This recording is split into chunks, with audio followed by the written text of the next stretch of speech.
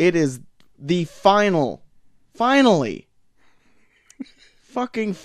end of Preda-tember. We have jumped into every crevasse and nook and cranny that is Predator to get to this very moment. We're taking a step back in time to talk about the brainchild of old Robert Rodriguez, as we talk about Predators. That's right, put an S on it, baby. We're talking about multiple Predators this time on a very multiple Predators edition of Review.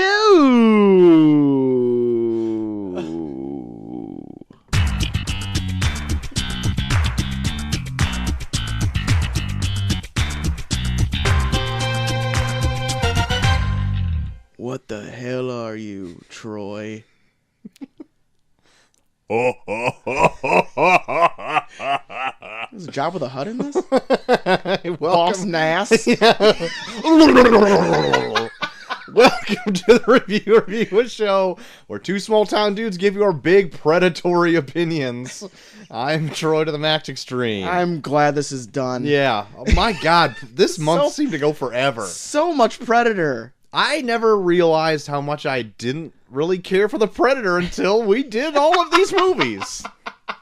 But maybe my opinion will change. Maybe this one is the one that just sways you, where it's like, you know what? Nobody did him right except good old Troublemaker Studios. Yeah. Jumping in, saving the day. Maybe. We'll see, won't we? We will see. We really will see. That's at the top of the hour. Predators. Yeah. Excuse me. But before we get into that, we're going to get into some news of the week. Yeah. I got a few little tidbits here. Okay. Starting with The Boys, the Amazon Now series. Yeah, I saw they put up a little thing. It's like a kind of like a title card or a poster for the series. Yeah. That remakes the first issue's cover. Yeah. Almost to a T. Yeah. Looks pretty spot on, and it Yeah. has me excited for them adapting it pretty close on. You know, like, Yeah. pretty close to the chest. Yeah. They didn't get Simon Pegg, though. That's too bad. But they got, what's his name? From Thor. I think he's the one playing the Simon Pegg role, isn't he? From Thor. Yeah, he was the bald guy from Thor. Thor Ragnarok? Yeah. Keith Urban? Yeah. Or Carl Urban. Carl, yeah. Looked like Keith Carl Urban. Urban was the guy playing the Simon Pegg role. I think he's gonna be Billy the Butcher, actually. Okay. Or the Butcher, not Billy the Butcher, but I'm excited about this. I am hot and cold with the series. I've actually never finished it, but I really like the idea of it. Yeah. And I think Amazon can do a decent job with it. And with what you've described in the past, I don't think Amazon is going to go as far as the... I think they will definitely weed out some of the more aggressively offensive tropes in this. I mean, I wouldn't mind if they touched on them a little bit, but just the extreme graphic nature of it just is like... Yeah. Sometimes it's like, okay, I get it. Even though that makes me very interested in reading it. Well, you can always borrow it. The things you described, I'm just like, I kind of want to see that. So, yeah, it's got me excited. I can't tell you yet when it comes out, but it's got to be pretty freaking soon. I actually kind of forgot about it until this came out. So. I know. I was pumped. And I forgot that it was going to be on Amazon. So yeah, like, so did I. Yeah. Yeah. I thought it was on Showtime for whatever reason. Oh, man. But, they're too busy making Jim Carrey. Oh, yeah. Little kid show thing. I'm curious about it, though. Yeah, we'll see. It's by the same chick that did Eternal Sunshine. All right. We'll see. But I don't think I'm ever going to watch it. But who has Showtime? Yeah, no one has Showtime. Well, Homeland. The Homeland's done. You're not going to watch Showtime. I mean, if now. Homeland's not even on Come Showtime, on. what are you doing here? Homeland! Another bit of news, JT. Hellboy movie Yeah. coming down the pipeline real quick here. it's actually pushed back I a know. little bit. Did you hear about this? Fucked up my schedule. It originally was going to drop beginning of the year, 2019, in January, the 11th to be exact. Yeah. Got pushed out to April 12th, 3 months later. Gotcha. Don't know why. I think probably because they haven't started marketing this movie yet. I know. I haven't seen shit for it. And then every time I'm like, there's got to be a trailer coming out or something. Mm-hmm. And nothing. Nothing. Because, like, if it was coming out in January, that's 2 months away, pretty much. Yeah. So, that would, or 3 months, rather. And that's pretty soon. Yeah. Unless they want to just do, like, whatever the... Drop it on Netflix? Yeah. Well, I was going to say, do the Netflix model and be like, this is available next week. Yeah. It's like, oh, okay. Yeah, sure. Cloverfield it? Yeah. But, I'm excited to see something about it other than that one picture we've seen. Yeah. I mean, I haven't been really researching it very hard. I just whatever falls in my lap. I don't know. And I'm curious because it's supposed to be rated R, right? Yeah. So that's interesting. I guess. Not everything needs to be Unless rated R. Unless they think that people aren't going to go see it and then they PG-13 it like Venom. I don't know if Hellboy needs to be rated R or not. It's got some weird occult stuff in it, which could be kind of bloody and violent, but like otherwise it's not really... I don't think it needs to be rated R. Probably not. But, Venom, hard R. Spawn, hardest R ever. Why don't we Spawn versus Hellboy. Oh my god. NC-17. Yeah. Spawn versus Hellboy, hard R. So check out Hellboy coming April 12th, 2019. Ooh, that's close to Macy's birthday. Uh-oh. Maybe we'll go see it Bring for her her along. birthday. Bring her along. 2-year-old birthday. Did you see the new... No, hold on. Let me backpedal a little bit because let me backpedal. We talked about this a little bit last week, but not much was of it. The Joaquin Phoenix Joker pick was just that plain Jane brown coat. Yep. Looked like the... being his nice, charming self. Right. Looked like Mr. Rogers' like pedophile neighbor. A day after or so, the studio, Todd Phillips, actually put out his own little kind of highlight sizzle clip. They call it like a makeup test. Sure, that would work. Yeah. And then also like a little clip of the film came out that's like 10 seconds long of like chaos going on a subway or whatever, and he's in full makeup. Yep. And that makeup test I thought was actually kind of cool. Yeah. Like how it shows him slowly gaining a smile and like you can see like it's like film projection kind of going over top with clown makeup and with stuff. like the eerie music playing in the background. Thought it was really well done. And I was listening to something else this morning on how he'd rather not have all these like TMZ photos out there. He just wants to get ahead of it. And if you want to see it in high def and how it's really supposed to look, I'm going to get ahead of it and put it out right now. Yeah. Smart, I think. And Magnavox. Yeah. Smart. Very smart. And I think how Magnavox of him. I think it looks different, but I'm into it. Yeah, I'm for it. I really want to check it out because I've also heard there's been like small rumblings of what the synopsis of it's supposed to be, and it's kind of a play on. Have you ever seen Robert De Niro's movie The King of Comedy? No. Like Robert De Niro plays like this comedian that's like obsessed with this late night host and just keeps stalking him and then like trying to figure out like how he's famous because he wants to be famous and he doesn't know how to be. Okay. All right. So it's like I've heard like rumblings where like it's supposed to be kind of a play on that because like I guess someone that's like really close to Martin Scorsese who directed that is like one of the producers on this, and I guess they're like he's kind of borrowing from that. Okay. Hey, whatever. I because Scorsese's producing this, I figured it was gonna not be just a direct adaptation of like this character. Yeah. Like I'm in two minds about it because like if you're gonna do just something completely different and it's just like a maniac in clown makeup and you're just using the name in name only. Yeah. I kind of don't like anytime anybody really does that because like you could have made anything else. Oh yeah. Then you're just kind of using this to like get more traction behind it. Mm-hmm. But I still think it looks good, and I like that that's going in a different approach. I like that his makeup is like almost like John Wayne Gacy ish. I know, that's what it kind of struck me as too. So I don't know. I'm excited more than anything, and I was very skeptical about this. Yeah, it's crazy because I even like heard like people said that when they just put out just the Joaquin Phoenix by himself without the makeup picture out, people said he looked like John Wayne Gacy without the makeup on. Oh, I didn't get that. I thought Gacy was a tad fatter. Or no, not shit. Who was the one that was like really good looking? What, Manson? Not Manson. God damn it. Shit. I don't know. It's like, cause, I guess like Zac Efron's playing him in a movie coming up. Oh, it's not Gacy. It's gonna kill me. Yeah.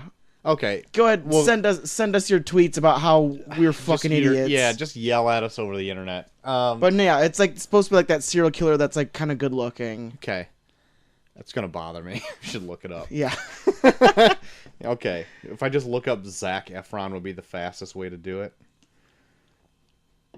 Yeah, like Zac Efron serial killer movie.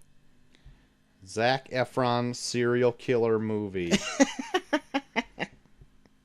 Filmography. Let's see what he's got going on here. Okay. Ted Bundy. Yeah, Ted Bundy. Got it. Yeah, people were saying they look like Ted Bundy when they first put out the picture. Okay.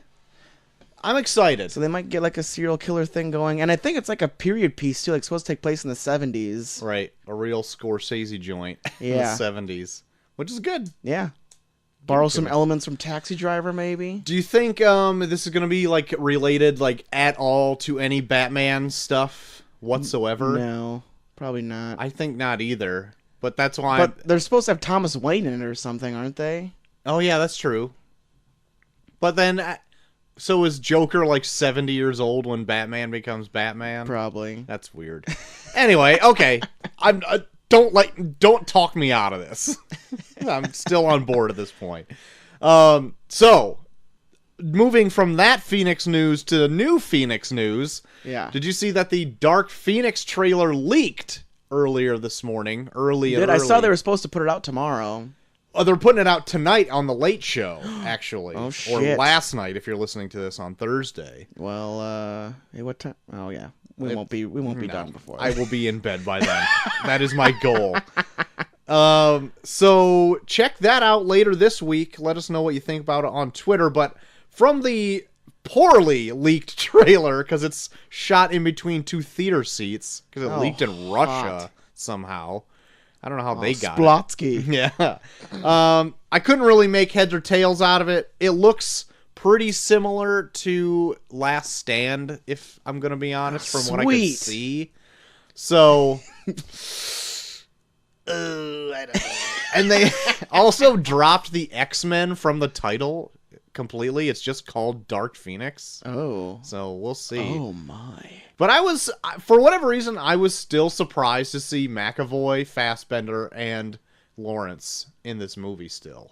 Yeah, Jennifer Lawrence looked like she was about ready to just jump out of the movie. Like, get me the fuck out of here. She looked like that 2 movies ago. Yeah.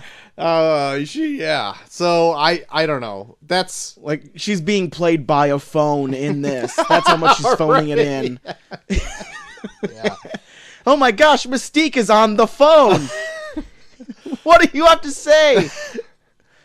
And that's even, you can tell, just played off a tape recorder. They just take lines from other movies. It's like she just says a line and you can hear in the background, "You want to do another take of that, Jen?" Yeah. No, it's good. Shut the fuck up. Fuck it. We're going to edit that out? Yep. Nobody's going to see Well, shit, Fox got bought by Disney. Let's do all the Disney shit where they just take images of her from other movies and then just digitally put her in the movie. Yeah. Oh, speaking of that whole thing, did you see that Comcast ended up buying Sky Broadcasting for like $36 billion or something like that? No. Like Disney, I guess, didn't want it or sold off the rights to Fox. Or I don't know. It was a whole complicated thing because Disney got all that stuff from Fox. And then Disney was like, we don't really need it. And then I don't know why they didn't want it because it's like the UK's like biggest distributor of television and stuff that. So Comcast ended up scooping that up for like $36 billion. I love when things work out for billion-dollar companies. Yeah, no shit. You know, they don't get enough credit nowadays. Right. This is for the big guys out there. Come on. The big heavy hitters. Let's raise a toast to the big guys. They deserve it. That's all my news, JT. That's all I have. Okay. Well, thanks for the warning. Oh, sorry. Jeez Louise. I know. Usually I'm like, last bit of news, but this time... You didn't care. No, I didn't. I just sprung it on you. Fucking care.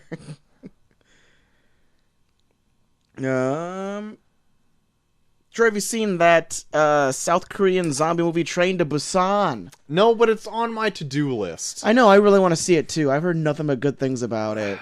Dave and Dinosaur Neil have both seen it, and they say they really enjoyed it. Shit. It was on Netflix for a while. Hopefully it's still there. Is it still on there? Oh, fuck. I'm going to check while you're going on. Okay. Well, anyways, they're in the process of making, of course, the American remake of it. Oh, great. And it is being produced by James Wan. Which may not be bad. It's still on Netflix. Oh, good. There you go. I know. I want to check it out because like a lot of the zombie shit in there looks like crazy. Like it's like hordes of like zombies like toppling walls and shit. Oh, gee. So it's like World War Z, that kind of stuff. Only with blood. There's blood is involved with that one. Great, and less Brad Pitt scarves. I mean, some Brad Pitt scarves, but just less. Yeah, of course. A few. Troy, that Birds of Prey movie's still happening. All right, we'll see. Well, we'll see. As in, it's definitely going to happen because now they're casting people with it. Oh, okay.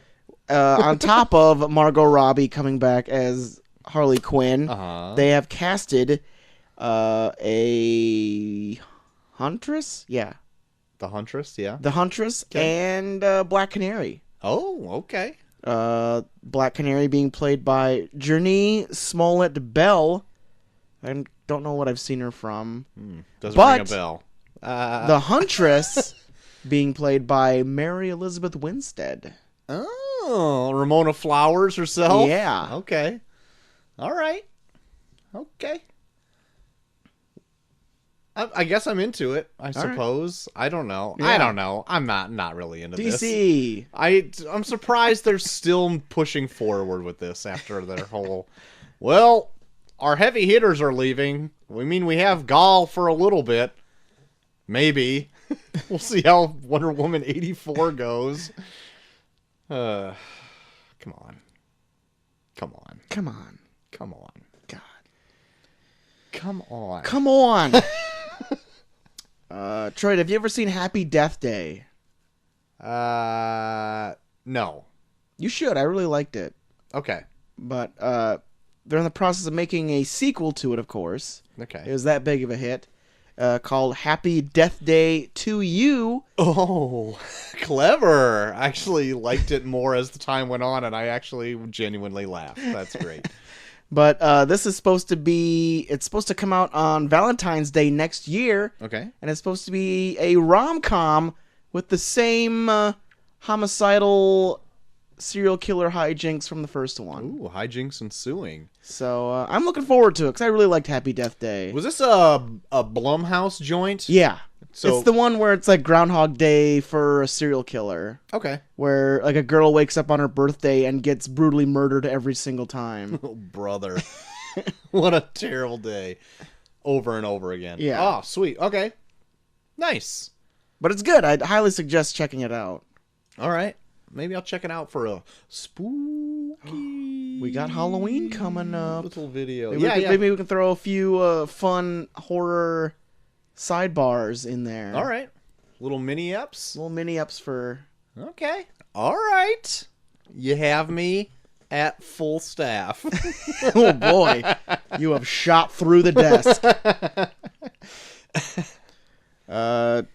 October coming up pretty soon. Lots of big things coming out on Netflix in October. I was like going through their list. It's fucking nuts. They're just dropping loads all over October. Yeah. One of the big things is something we bring up periodically on the show, Making a Murderer. Oh, coming back. Season 2 coming out this October 19th. All right.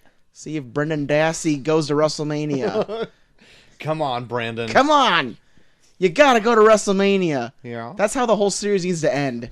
Oh is my him God. going backstage to WrestleMania.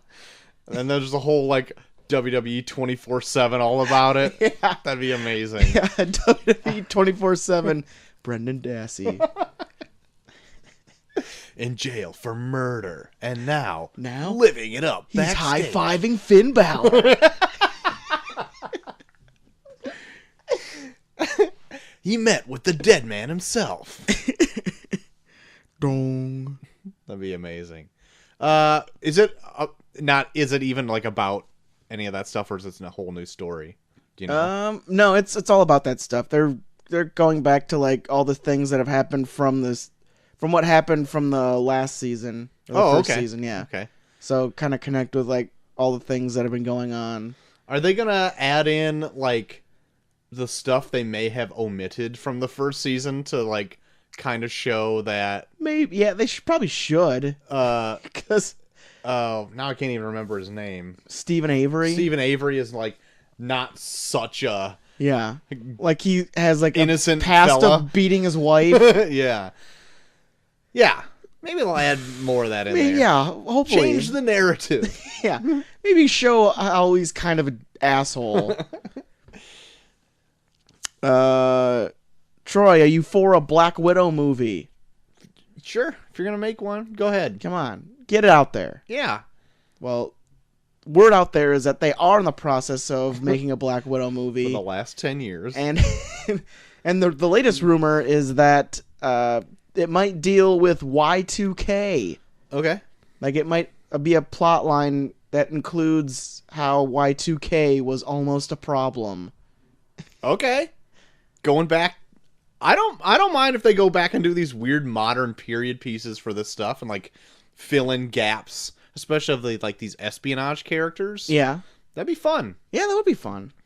Yeah, I mean, the one thing like is if they were to like go with solo movies of like Black Widow and Hawkeye, not necessarily I guess Black Widow so much, is that they don't have like, they're not like a part of the Fantastic. You know, they're not like they have these awesome superpowers. Yeah. They're just kind of like these espionage spy things, which I'm not saying isn't interesting. Yeah. But it's not as first-hand interesting as everything else. So I can see why they're reluctant to make these. But I don't know, Marvel does a pretty good job when it comes like these espionage type stories. Well, yeah, like that's Winter Soldier, that was all Winter Soldier. Right, and that's why I'm saying like they've proven me wrong with Winter Soldier. Even like Civil War had a little bit of like that Captain America kind of stuff in there too. Yeah. So I was like, all right, you proved me wrong. But at the same time, they also had like Captain America and stuff in there, and like robotic armed super soldiers and all that kind of stuff too. Yeah. Not saying that this can't have any of those either, but yeah. you know, you want to kind of have the spotlight on. Yeah, you Black still want Widow. to. Yeah, still want to get like some fantastical stuff in there. Yeah. But, I mean, I just went back and rewatched Infinity War, and even though Black Widow doesn't have, like, a huge part in that, like, she kicks a lot of ass. Yeah. I like how she's gone from doing that only one head scissor move that she does, in, like, from Iron Man 2 on through, like, the Avengers and all that stuff, to, like, getting down and scrappy and, like, really just fucking going at it. Yeah. You know what I mean? Is she... Wait, well, fuck, Infinity War's been out long enough. Is she one of the people that disappears? Oh, shit, I never remember. I think she's still alive. I don't know. Now I don't know. Well, I just ruined your night. Great, now I won't sleep. And I've already done my lookup You're gonna wake up at 12:45. Like, is she still alive? Oh, shit, I don't feel so good. And then I vaporize. No, I don't know. I've used up all my lookup clauses, so now I'm just gonna have to live with it. I don't know. Well, I'm planning on seeing it sometime in the near future. I really want to check it out again. Yeah, it's just as good. Yeah, it's one of those things where it's like it hangs over my head. Where like I've been separated from it long enough where I'm like, was it that good? I think I need to see it again. It's fun. It's like not. I mean, obviously the surprise isn't there anymore, but like, it's still good when Thor comes back to Earth. Yeah.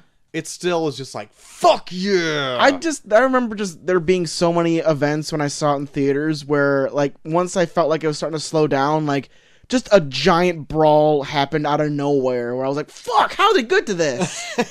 Yeah. Like, they had that one scene with, like, Scarlet Witch and, God, what's his name? The robot guy. Vision. And they just have, like, this, like, weird, boring conversation about how they should just run away together. And then out of nowhere, dudes show up to kill Vision, and then fucking Captain America shows up like, Jesus! Yeah. How did we get to this? Hell yeah! Where'd this come from? Yeah. And, oh my god, when they get to Wakanda, I think on my rewatch, I liked it more when they got to Wakanda, when they're all those aliens dropping the ship, and they're clawing to get through this force field. And like, they look so ravenous, too. And they're just out for blood, you know what I mean? And then, like, Black Panther's like, open the gates. And you're like, holy fuck. You fucking idiot. And then they're like, Wakanda forever! And, like, they bolt, and, like, Captain America and Black Panther are, like, in front of sprinting everybody? ahead of everybody. Yeah. And I'm like, fuck, yes! He's like, of course they would do that. Yeah. Most selfless fuckers ever. Yeah. So good. And Mark Ruffalo is funny in it. Because he's like, whoa, yeah! Oh, Hulkbuster, yeah! I don't know what he is. Oh, it's like Johnny Knoxville in a fucking Iron Man. Yeah. Hey, I'm Bruce Banner. I'm gonna jump it off of a building with his robot suit on. Yeah, Mark Ruffalo. Oh yeah, good stuff. Good stuff. Mm-hmm. Troy, Overlord, that film coming out. I actually am thinking about putting it on the docket for us to review. The one that's not a Cloverfield movie? Might not be Cloverfield movie. Okay. Wink, unwink. I still don't know. But I guess it premiered at Fantastic Fest not too long ago, and it's been getting a lot of good praise. Okay. Lots of people saying it's a pretty fun, like, World War II / crazy mad scientist experiment type movie. All right. Great. And, yeah, I'm all for checking it out. It looks hella fun. All right. Yeah. The closer it gets, if it sounds good, put it on the docket. Why not? Yeah. I think it comes out in November 9th. Okay. It comes out. All right. So there you go. Might be fun. Might be a fun one. Gonna break it up. Fun one. Break up the. Yeah. Let's stop doing unfun ones and do some fun ones. Predators coming right up. Troy, I think I brought up before how Robert Englund said that he is done playing Freddy Krueger. He's done putting on the makeup. He's over it. Except for one more time. One final time. And it's going to be on a Halloween episode edition of The Goldbergs. Oh. Not where I thought you were going with that. Yes, Robert Englund will reprise his role as Freddy Krueger on an episode of The Goldbergs. All right. Well, the should be fun. The show's set in the 80s. That's pretty apt. That would be a fun cameo. Yeah. I am into the idea. C. Danger is a fan of that show. I'm fairly caught up with it, and like having it being on in the background or whatever, but sounds and looks fun. That's it. Good. Good. End of story. End of story. My last bit of news, Troy. Bond 25. Yeah. They've been out there looking for a new director ever since Danny Boy dropped out. Danny Boy Boyle. It seems they may have got their director, Troy. Oh. And it's got me pretty pumped. Yeah. Cary Joji Fukunaga is on to be the director. Okay. Do you know who he is? No, I don't. He was the director of all the episodes of True Detective. Oh, the first season? Yeah. Oh, now I'm back on board. and he has a new show on Netflix called Maniac. Okay. Which might bring up later. Oh, jeez. Taste of what yet is to come. Oh, God. But no, that's all good ASMR type stuff there. I'm chewing.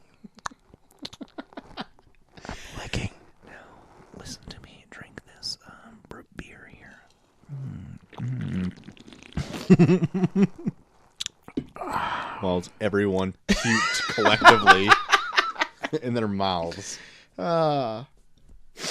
Yeah, stay tuned for our ASMR podcast, where we just loudly drink beer into the microphone as close as possible. We just whisper and drink 10 beers and just get fucking hammered.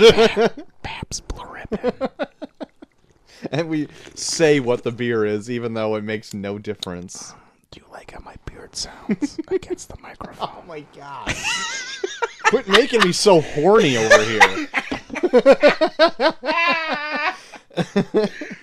That's all my news. All right, sweet. Is it done? It's done. Great. Here we go, JT. Trailer time. How many trailers did you bring with you today? I got 2 pretty big ones. Oh, I also have 2 trailers. Okay. How's about I'll start. Okay. One of them is not the Fantastic Beasts one, because fuck that movie. So I'm moving on to anything else. I did see that one, and yeah, I don't know. I'm just not into it. Great. We're both against it. Yeah. My first one is going to be Creed 2. Yeah. JT. Actually, Big A shared this with us on our That's right, a little 3-way chat that we have. Menage a chat going on. Yes. Creed 2 overall looks great. Yeah. I have not even seen Creed yet, or even the last few Rocky movies, except for Rocky Balboa. I've seen that one. You said that one was pretty good, right? I liked it, yeah. I mean, going from only seeing Rocky to Rocky Balboa, and those are the only ones I've seen. All of the history in between. But I know the whole history with the Ivan Drago and the Creed story. Yep. I know all about that just from being alive. Yeah. So Stallone is back. Yep. Mini Creed is back. Yeah. Stallone looking pretty old in this. Oh yeah, he's been looking old. Are they aging him up for this, or is this his all natural look? I don't know. They must be aging him a little bit, because yeah, they made him look like a real piece of shit in the first Creed. Yeah. Okay. Like, well, he had a heart attack in the first Creed. Yeah. Well, spoilers, I guess, for me. Oh, Jesus. It doesn't matter. I'll see it eventually. But for not seeing any of those other ones, I would just jump in and see this, and I'm like, because it already has like a story built into it from like previous franchises. This is like this movie's built like a pay-per-view fight. Yeah. Where it's like they're just like, watch the son of the man that was killed by the father of his opponent. Mm-hmm. Mm-hmm. Sins of the fathers, you know what I mean? There you go. Yeah, that's what I'm saying. Also like the music that they were playing during, because they sample very briefly Gonna Fly Now in it. I'm like, oh my god, it's amping me up to want to see this. Yeah. And the trailer just looks well cut and just makes the movie look like $1 million. Yeah. And Michael B is cut as fuck. Jesus. My B is God. on the biggest upswing, I think, since Fantastic Four. Yeah. More than anybody in the world. Man. Jesus. He went from there to Creed to fucking Black Panther to Creed 2. Like, he is unstoppable at this point. Yeah. What happened to Miles Teller? Can't touch him. Died, probably. Yeah. I don't know. What happened to Kate Mara? Don't know. She was on House of Cards for like a season and a half. After Fantastic Four? I don't know. Probably not. What happened to Jamie Bell? I don't know. All of them. Done. Yeah. Career shot. Can't touch Michael B. Michael B took all of their careers and ate them. Lit him on fire, to say. They smashed him into a protein powder, and he pounds that shit for breakfast every morning. Yeah. Jesus. Also, I'm a big fan of watching people like work out in like very weird circumstances, like using a sledgehammer and like having someone hit you in the chest with a medicine ball over and over again. Right. Like, it looks like there's gonna be a lot of that in this movie. Right. Well, I hope so. It looks like that Drago kid looks. God, he looks like big a as beast. Fuck. Yeah. Like, really, this fight should never take place. I think they're in different classes. Way different classes. Michael B looks like 50 pounds lighter than this dude, yeah. if not more. But that was what it was like in Rocky 4 too, because it's like they have the same scene in this as they did in Rocky 4, where like fucking Dolph Lundgren is like stands almost like 6 inches above Sylvester Stallone. Christ, isn't Stallone kind of like a tiny dude anyway, like 5'10" or something? Yeah, I don't like think that? he's that big. Fucking, he got Lundgren, who's like 6'3" or some shit like that. He's a beast. Lundgren coming back in this too, even. Also. Yeah. Looks great for his age. Fuck yeah. Looks better than Stallone. I know. Christ. Lundgren's aging pretty good. That's right. It's weird. It's a handsome fella. Look out. Look out. Look out, ladies. My next trailer is the Bumblebee trailer, which I heard you watching. You got both of my... Okay, good. This trailer started with, I think, a lot of promise that it could be something different than what we've gotten. And then it turned to kind of the same old fare that we've kind of been... It seems that we've been dealt. I don't know. But, hold on. Because it does... You can tell that it's from somebody else than Michael Bay. Oh, yeah. This is not a Michael Bay movie. No. That gives me hope. But it starts with, like, very inspiring, swelling music. Yeah. It looks like a heartfelt story between this car and this girl. Yeah. It looks like it's going in a different place until... Like, John Cena comes in, is like, we gotta destroy her, and then there's more robots fighting and all that stuff. Yeah. So then I'm like, we've seen this like a ton. But I think all of the Transformers look different enough where you should be able to pull out who's who. Okay, yes. Which I'm liking that. And I think, like, there's the only major Decepticon that's going to be in this is going to be, I think, Shatterstar. Is that the one that's the like jet? Starscream? Starscream, yeah. So if maybe, hopefully, like, the one where they have all of, like, the robots or something, it's like some kind of dream sequence or something, and then it's just Bumblebee versus Starscream, I'd be for it. On board. Because there's some, like, cool looking shit in here, like that shit where, like, Haley Steinfeld's, like, running in front of them as they're, like, battling, and their battle's, like, getting closer and closer to her, like, knocking shit over. Yeah. Like, I was liking that, and I don't know. Like, it looked like fun. And there was, like, Optimus Prime is, like, looks like the actual Optimus Prime in this. Yeah, what I was going to say is that they looks like they've taken the original, like, character models from the, like, original cartoon. Yeah. And have adapted them more so for film. So they look like the big, chunky robots that you, like, known forever. Yeah. Which I'm all for. Oh, yeah, totally. I like the big, blocky, like... And they still got kind of intricate movements, like, beneath the surface. Mm-hmm. But it's not like a billion, trillion moving parts that you're like, I don't know what the fuck is going on. Yeah. So, I'm into the new kind of transformations. Mm-hmm. Still, I'm apprehensive. Yeah. I didn't see the last few Transformers movies. No, they're all dog shit. And this one is not going to change my mind unless I hear it's great. Yeah. So I don't know. The trailer made me more hopeful than I've been for other Transformers movies. This one looks like they're actually, like, the action looks a lot better in terms of, I can see who's who. Okay. We'll see. But yeah, I am apprehensive about John Cena because he was not good in what was that? Just name any of them. I liked him in... he was good in Sisters. He was good in Sisters, and he was good in Trainwreck. But he got to be a goof in those. Yeah. And the last thing that I saw him in, the one... the one where he's the dad? Yeah, where he's the dad. He was not good in that. I can't remember what that was called.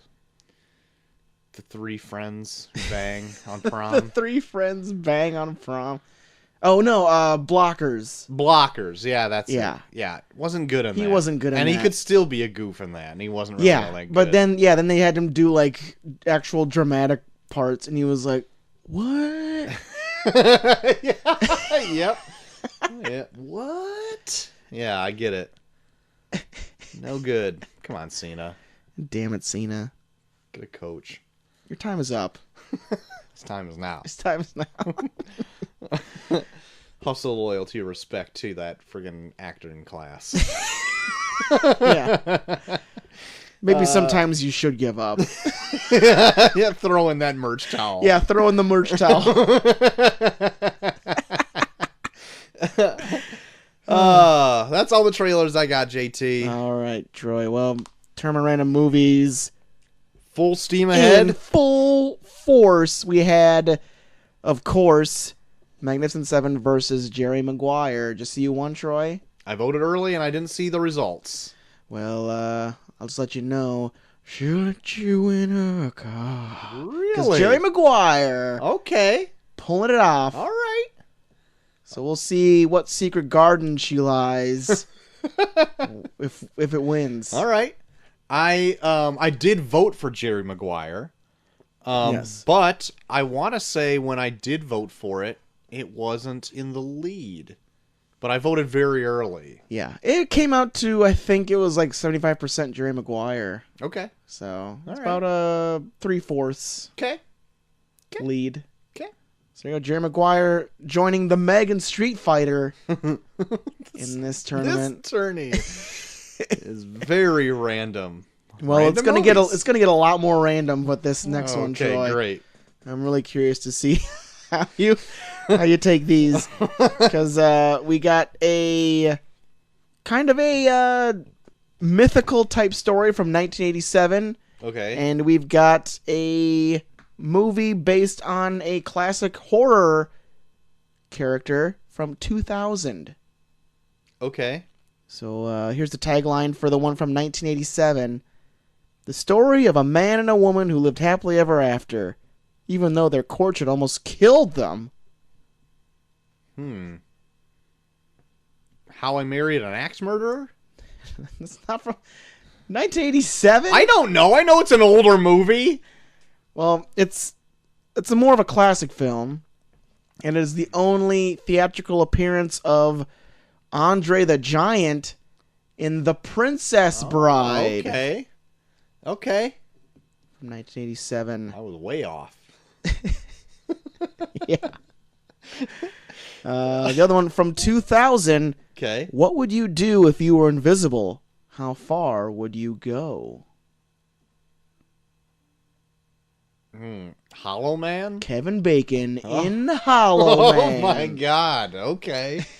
All right. So The Princess Bride versus Hollow Man Okay. for this next matchup. Okay. What's your thought process going into this one, Troy? I don't even know if I've ever seen the beginning of Hollow Man. I've seen the end. The beginning. On TV a bunch. For whatever reason, it was like a TNT or a TNN like movie that was just always on. That sounds about right. Hollow Man seems like one of those where they would just put it on. So, and then I've only seen the TV edit, so I don't know if it's any different. But I've seen Princess Bride. I mean, multiple times. Chelsea loves it. Yeah. So, I don't know. Maybe I'll flip a coin on this one. There you go. Just for morbid curiosity to see what Hollow Man's all about. Princess Bride versus Hollow Man. Which one will join Jerry Maguire's Street Fighter and the Meg? Which one will win your heart this week? Yeah. Which one speaks to you? Yeah. Tune in, find out. Tune in to find out. Also, we got to find a date for Falling Down. That's right. Our previous winner, Mm-hmm. Turn Random Movies 3. Yeah.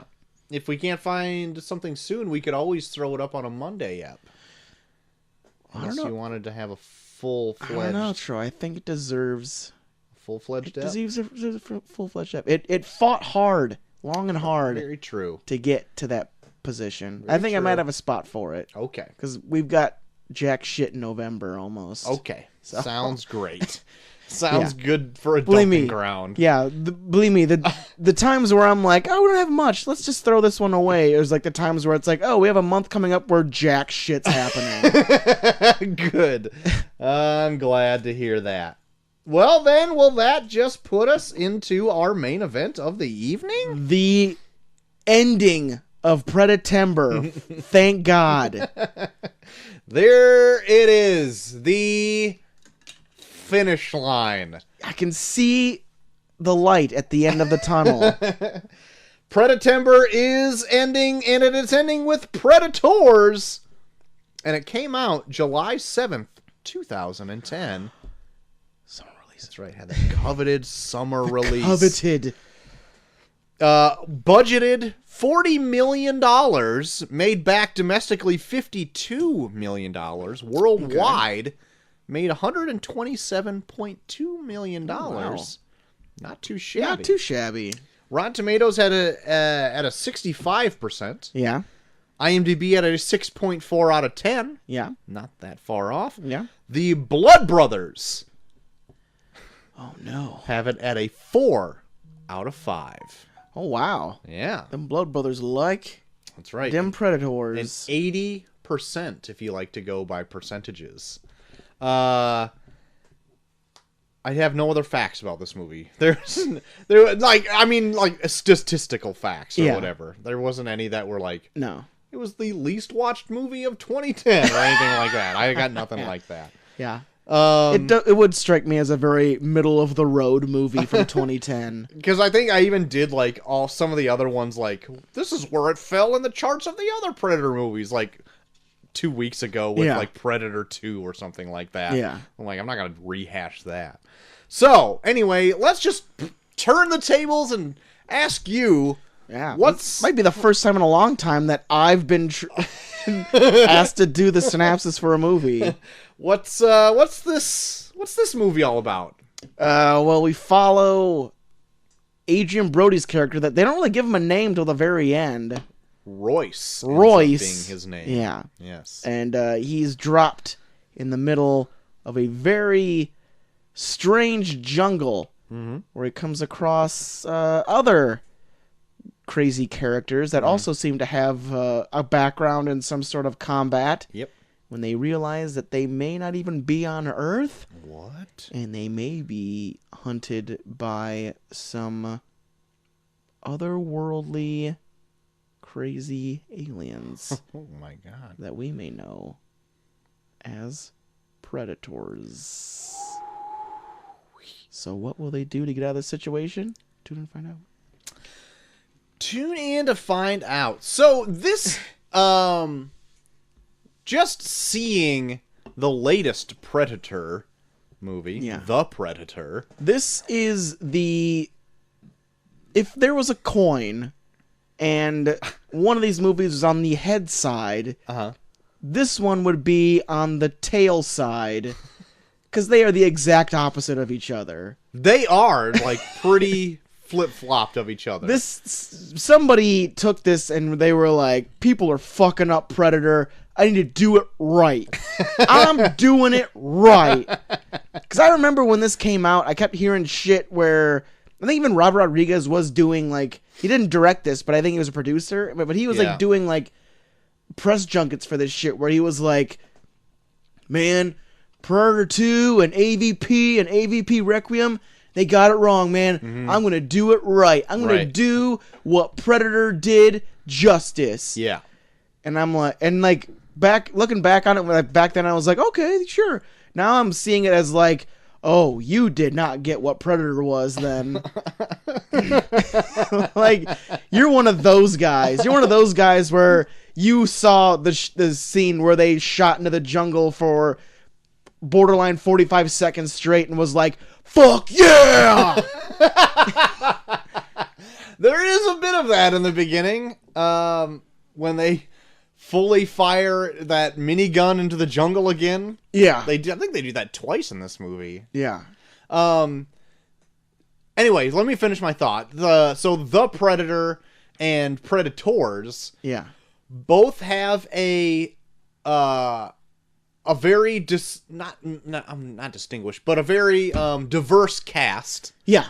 I think this movie does it. Well, I don't know which one does it better. Does what better? With the full-on cast, I guess. Because I don't know which one is more entertaining to watch. Because what this movie does, Predators, takes kind of like the tough guy aspect and turn it into like a worldly cast rather than just have it like a bunch of beefy like 80s action movie stars, like white dudes. Yeah. And they turn them into like a worldly cast of like kind of tough guys. But even then, they're not like the 80s tough guy. They're like more based in reality, actual like army people who are like stringy and like lean and all that kind of stuff. Yeah, like this one brings it a lot more down to earth, which it kind of strikes me as like they just didn't get what Predator was. Like they saw Predator and it was like, I was like the only facts I was looking up for this was just like the people that were part of this movie like critiquing the other Predator movies, like they did this wrong, we're doing this right. Or I'm like, like they just took all of the subject material from Predator so seriously, and it feels like it shows in leaps and bounds in this. Like I don't think this movie has as much of a sense of humor as the other Predator movies have. Oh no, I completely agree with that. Like, but I would say compared to the rest of them, tonally, this one is more straightforward than like Predator and Predator 2. Because like even Predator has moments of like where it kind of takes itself seriously for minutes, and then it'll kind of be campy here, and then fun, and then suspenseful, and then Predator 2 is kind of the same, but then you have Danny Glover in it, and then this one it has a more straightforward tone, like it's like more serious all throughout. Like, but the thing for me though is that I don't mind a consistent tone if the tone was something that wasn't like the equivalent to like a college professor, because these guys drone, and there's a long period of time in this where it's just them going into situations and being, what's this?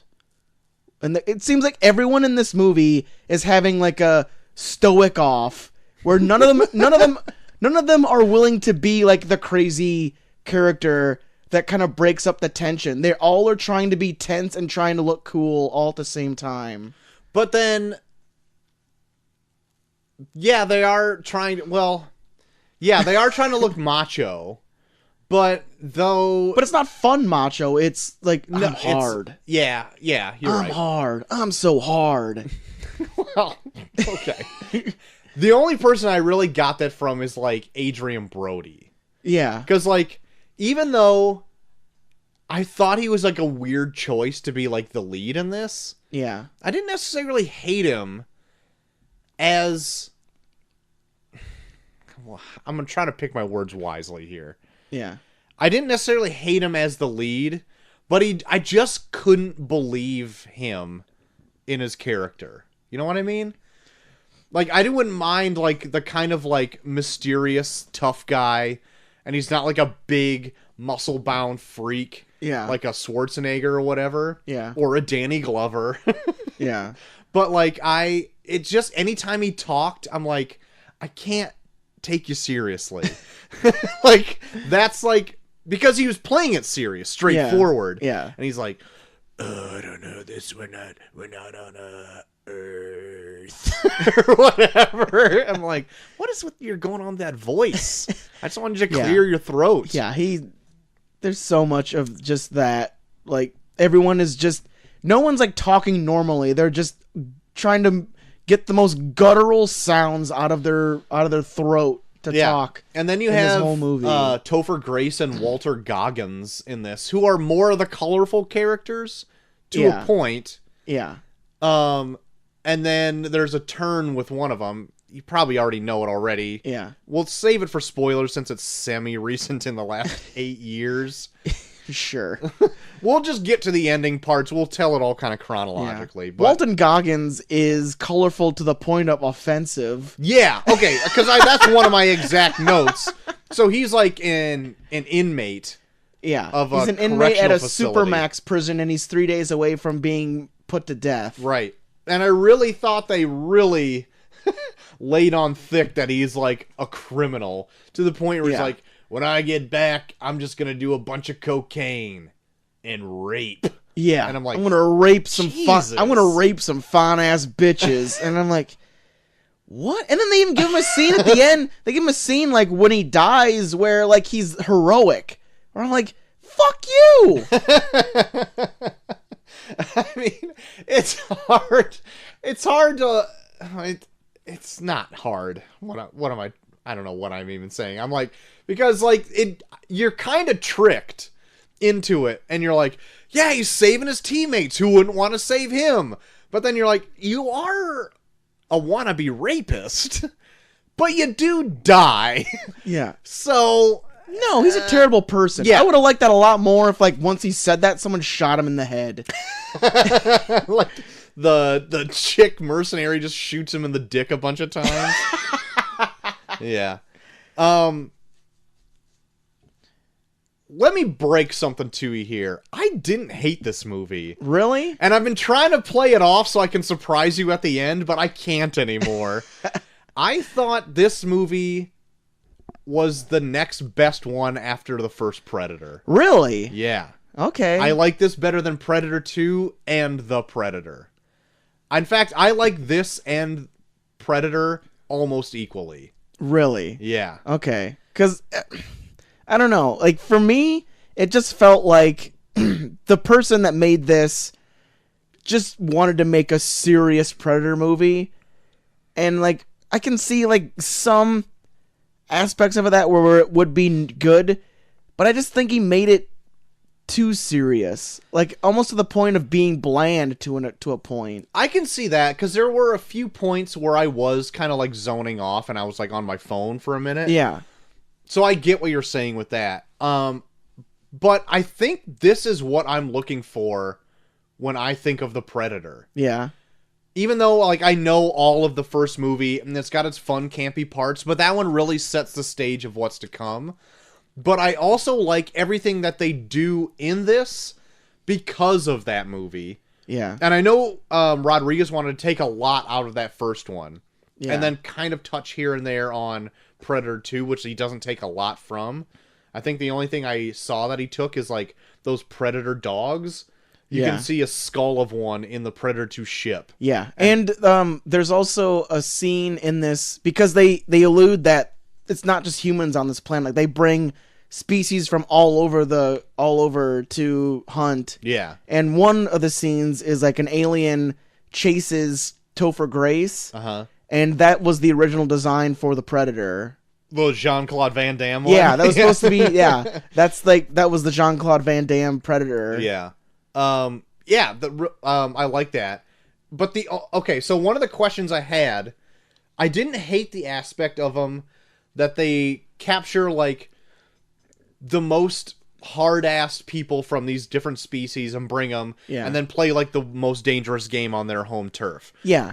I like that. Go ahead. But, so, this is the confusing thing is if you think about it too hard, and it's like, so you captured them once, and then brought them to your planet to hunt them again?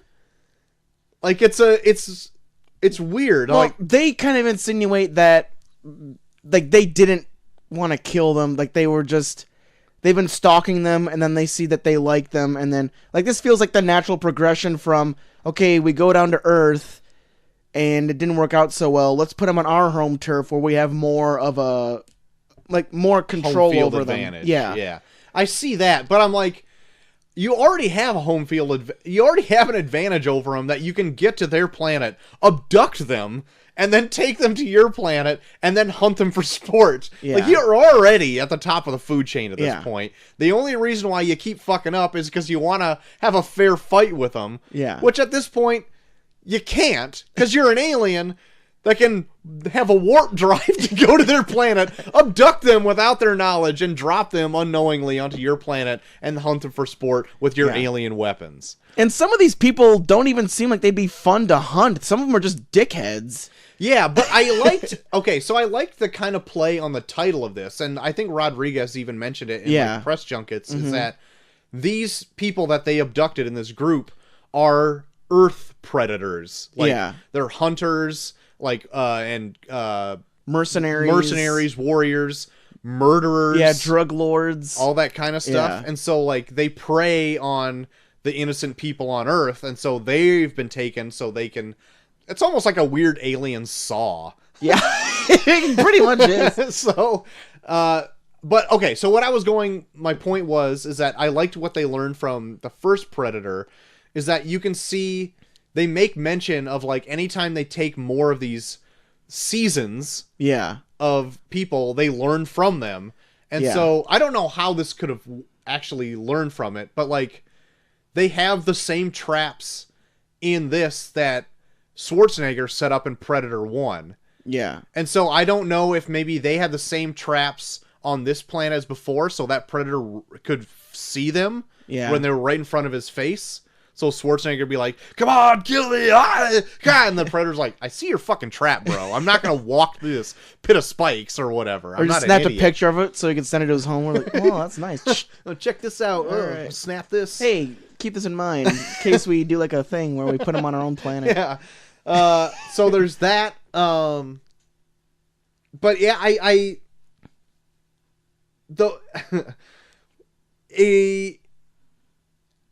so my goal in this is to turn you around a little bit. Okay. Because I know before we shot or before recording this episode, you're pretty negative about it because you've seen it already. Yeah.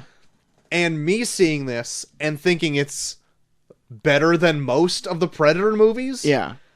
Like, even if you include Alien vs. Predator, I think this is number 2 out of the 6. Yeah, I'm not a big fan of the Alien vs. Predator movies. Neither am I. They're the bottom of the barrel. Yeah. But I'm just throwing them in there just for funsies. Yeah. I really think this one has a lot more offer in my eyes. Than other ones do. I'm curious to hear your thoughts on these. I'm always open to other opinions. Okay, so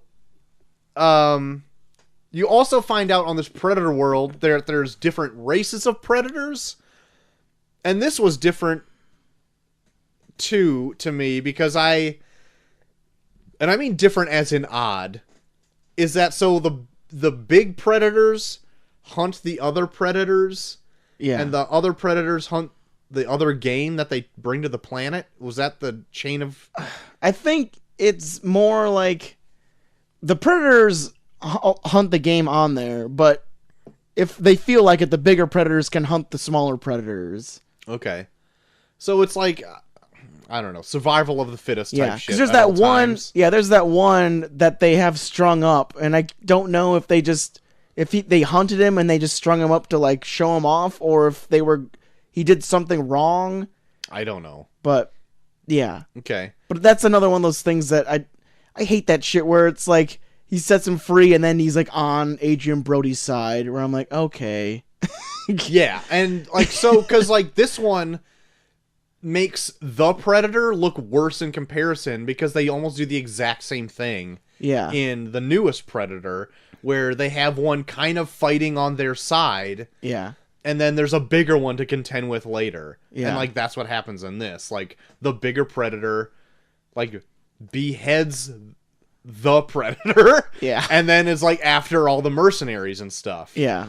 Whereas that's the exact same thing happens in the Predator. The big one rips out the spine and head, spoilers for the Predator, of the regular one, and then the big one's out on the prowl. So it's like, and you have like a big colorful gang of mercenaries, granted, who are more fun. Yeah. But I wouldn't say that the gang in this one is that fun. No, I wouldn't say they're that fun either. But I thought they were more interesting than the ones in The Predator. I wanted to like maybe dive into like these characters a little bit more because I left a little bit more to the imagination. They're like based in more reality instead of just like kooky, crazy people who are... Yeah, well, okay, yeah, you can say that you want to get to know them more, but that's because you don't know a fucking thing about them. That's true, like, but these ones are way more cannon fodder. Like, I would say, like, these, like, the mercenaries in Predators are more stereotypical, but stereotypical in the way where it's like they don't tell you shit about them, they just tell you where they're from. And what they do. They play more on stereotypes, so you can kind of, like, figure, like, there's a guy who's a Yakuza. So he does I bet he's great with a sword. And what do you know? He gets a sword and does a sword fight. But that's... And see, I would like shit like that if this was fun. Like, if they seemed like a fun group of people. Like, yeah, you don't need to make them likable. Just make it where they're like, if you're going to go with the stereotype role, go full stereotype. Uh-huh. And that's what I want. But in this, they're just like, no, they got to be hard badasses all the way through. So no one ever really sticks out as like, oh yeah, I remember this guy for this. I remember this guy for this. Like, everyone has, like, their own region they're from and their own kind of culture and their own means of, like, killing and stuff. Mm-hmm. But for some of them, they could give less of a fuck about them, where they just, yeah, this guy is a Mexican cartel guy, and then he died. Okay, what about him? No, well, he's dead now. Who cares? Yeah. All right, whatever. But, I mean, you know, like, some of these were going to get picked off. You know, you can guess who the last two people are going to be alive at the end. Oh, yeah, exactly. But, I mean... If you're gonna go full out, make the character memorable, then make the character memorable. But they're all kind of like forced down to where they can't show off what they are as a character. They're all supposed to be like very gravel voiced sounding badasses all the way through. Yeah, like Adrian Brody and the girl. I wish I knew her name. I'll look it up so I'm just not so sexist. It's like Isabel or something, I think her name is in it. Oh, great. I'm still on Zac Efron on the IMDb page.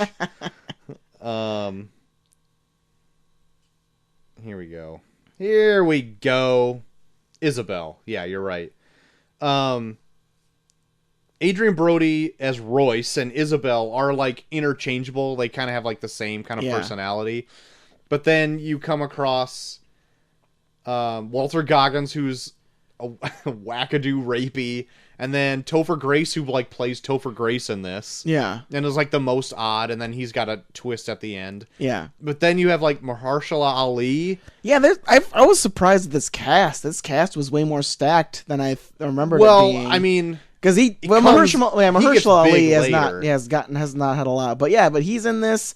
He's like an African like gorilla soldier. Yeah, he's like an African gorilla, but he doesn't really do much. No, that's why I would say he's wasted in this. Yeah. But like he's wasted if he was in it now. Yeah. Like he was getting his start here to get like his I don't know if this was his big break or whatever. Yeah. But it's in a big action-y role. Yeah. But like he really doesn't do much in this. He's kind of like him with the Japanese Yakuza guy are kind of like the two that like can sense things going off like in the surroundings or whatever. Yeah. And they're ones staring off into space like something's watching us. yeah, exactly. And then there's the Russian with the minigun. Yeah. Who's memorable because he's got the minigun. But I kind of liked him near the end though. I liked him too.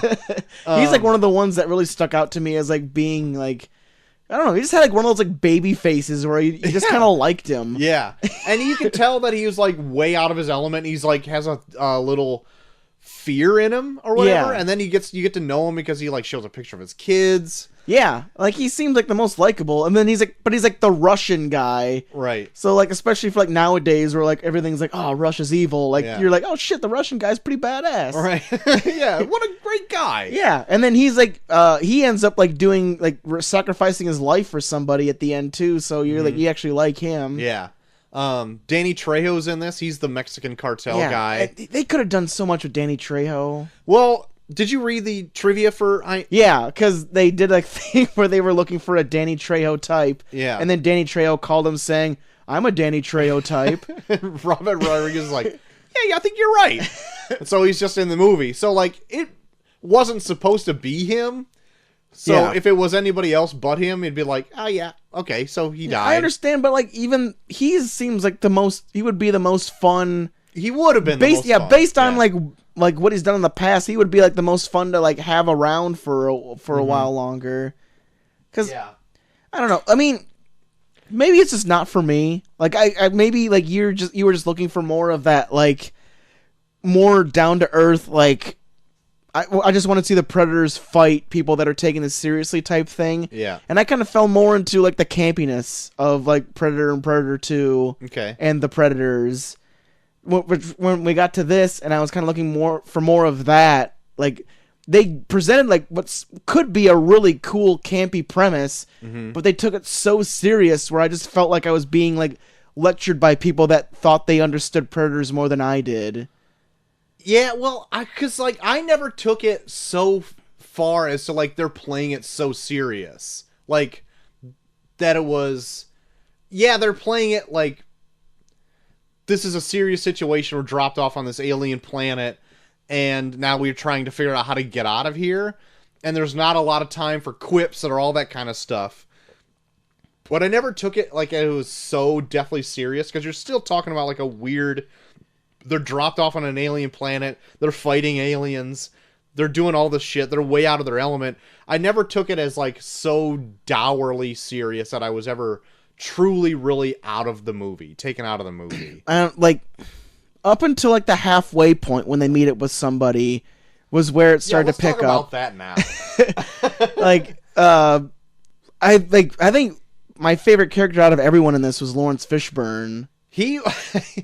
I would like to see more about him. Yeah. Maybe not like a whole new movie dedicated to him or anything. But he was the thing that like really gave like this movie the shot of adrenaline it needed when I was like begging for something like Lawrence Fishburne in this. And then they finally presented him like, thank God. Yeah.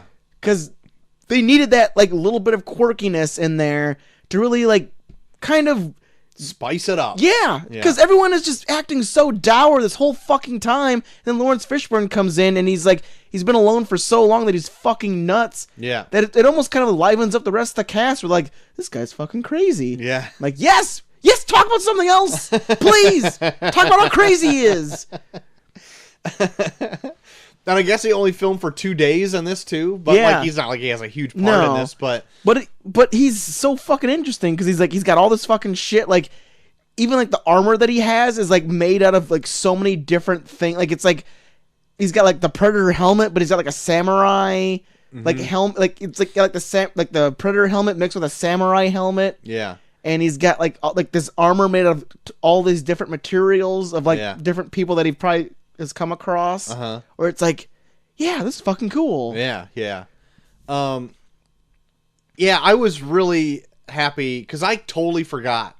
I knew a whole lot of twists in this, but I totally forgot that Lawrence Fishburne was in the movie. Yeah. And when I saw him, I'm like, oh yeah, it's finally. And then he takes him to like his little hidey hole. And he like built like a gun out of like their parrot cannon thing too. That looked awesome. Where it was just like, yeah, you're interesting.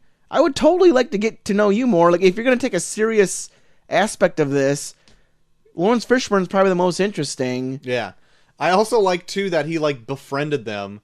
And then when their guard was down, he tried to fuck them all over. Yeah. I would say that, like, probably one of my only favorite aspects of this is that they really play off of the not judging a book by its cover type thing. Because... almost every character in this has like a thing where like the minute you think you understand them, they do something that totally is against what you thought they were. Like Adrian Brody was like the hard nosed, like I'll do anything to survive until the very end. Yep. And Topher Grace has his thing. Yep. Lawrence Fishburne has his thing. Yep. Like everyone, that Russian guy. Yeah, the Russian guy. Like everyone kind of like has like this thing where they present a certain persona. But then, in a certain situation, they'll show their true self. Yeah.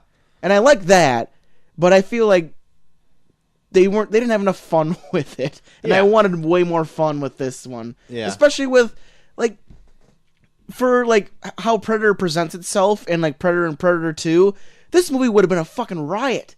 Because it's like, if those movies were... take a fucking movie trope and then throw a Predator in it. This is take a bunch of movie trope characters and then throw them on the Predator world. That'd be fun as fuck. You could fucking, like, especially nowadays, you could put a fucking superhero on the Predator planet. Yeah. How fun would that be? Yeah.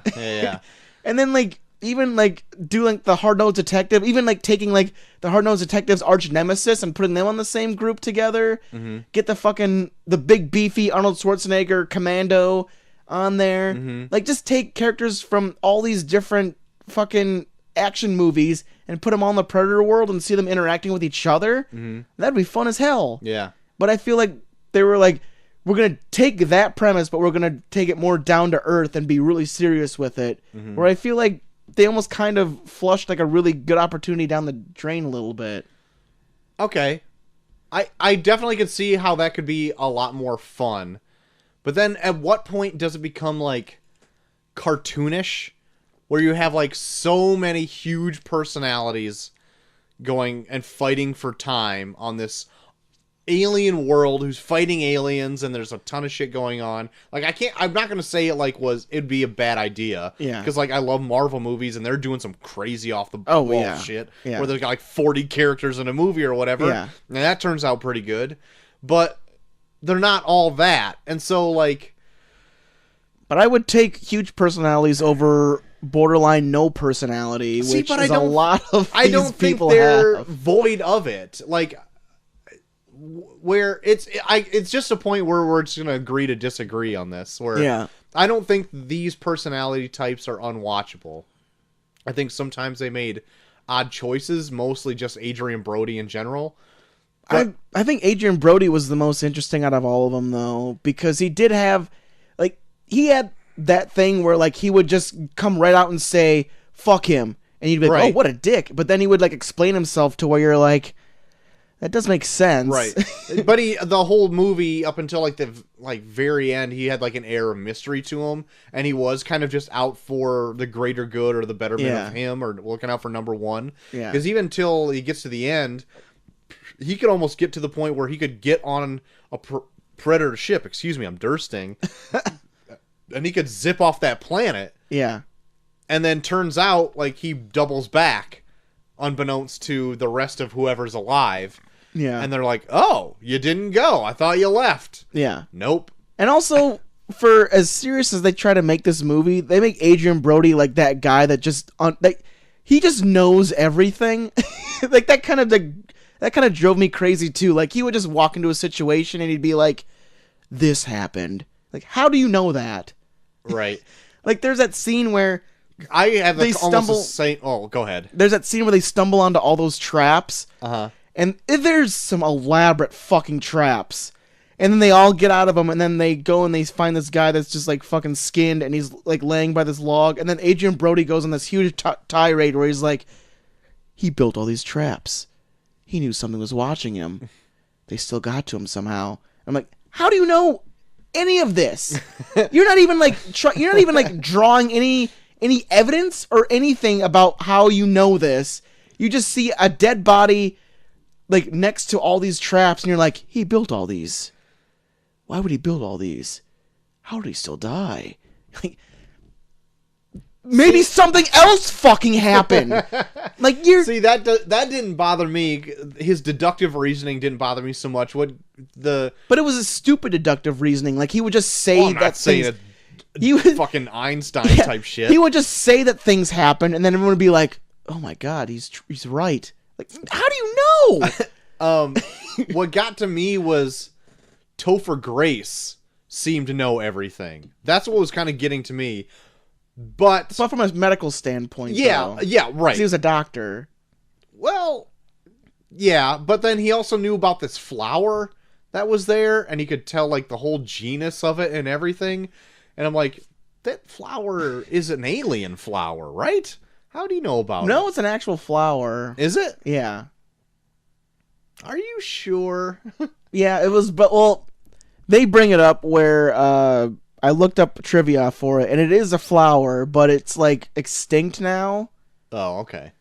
So, yeah, I don't know. Well, anyway, but I knew the twist of his character going into this movie. Yeah. So, him saying these things and yeah, would make it a little creepier as he's saying them. And I think that was a really cool aspect to it, because when the twist does happen, when they show, like, maybe he did do research on what's the best way to, like, paralyze a victim. Yeah, right. The I mean, minor spoilers.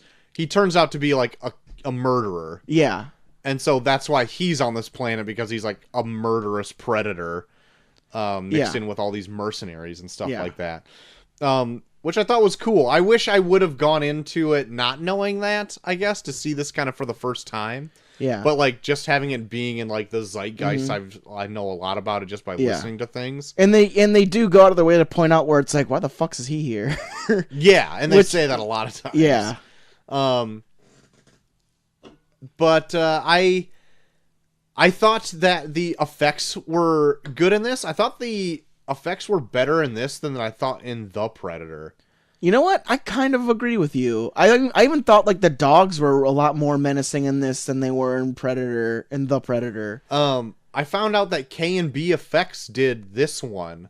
I can't remember who did the newest one, but the K&B one is like the Greg Nicotero led one that does like the Walking Dead shit. Oh yeah, yep, I can see that then. Even like the minor mandible movements of that one predator that's strung up on that pike. Yeah. Like just the minor like little twitches and stuff on a practical, like what I assume is a practical suit. Yeah. Looked really good. Yeah. Whereas like I never saw any like nuanced moves in the new movie like that. Yeah, I will give you credit. I will give this movie credit that it does have a lot of like really cool attention to detail on like different aspects of like the predators, where like when they like put like they have like different trophies on their helmets, even like the main bad predator that has like those mandibles that he has attached to the back, that big jaw. Yeah, that looks really cool. Yeah, that looks really cool. And then even at like the end when Adrian Brody's like killing it with that axe, and they like do like zoom ins of its face, and you can like see like parts of its like face is missing. Like you can even see like one of its like weird like mandible like tentacle things is missing after getting beat on the face for a while, where it's like, oh, that's like a nice little attention to detail that they didn't really need to do, but they did it. And like the fact that I noticed it was like, oh, that's cool. I can actually see it's like it's actually taking damage. Yeah. Yeah. The only time where it's like it kind of like breaks that is where, but this is like a Robert Rodriguez kind of trope in all the Troublemaker Studios kind of things. Like when somebody gets shot with something big, they just explode, and it's just like they just blow up. You know, it's not like never really good looking. It's just like sometimes when that parrot cannon went through somebody, they just like pop open and explode.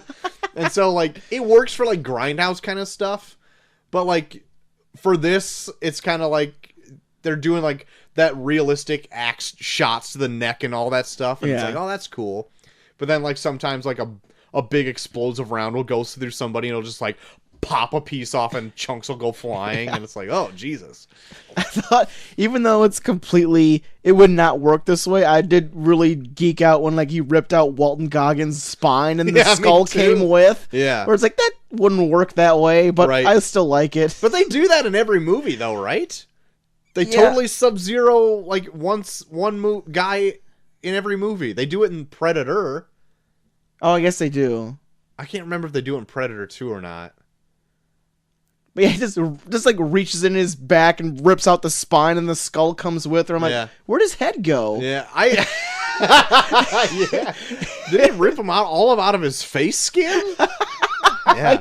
He's really good at ripping out spines that the face skin stays where it's at.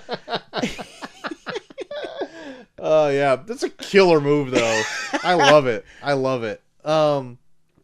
Let me see. I got through some other notes. Also, here. like I really did like the Yakuza fight. Oh, the sword fight? Yeah. I like that too. Like I thought it was like a really cool like in the long grass type shit where I'm like, oh fuck yeah. Right. And I guess the actor is like a kendo expert or something like that. Yeah, because they wanted him to do like kung fu and shit, but he was like, no, I'm a kendo expert. So then they actually did like position to where like he could get a sword, so he could actually like show off his shit. Yeah, which is good.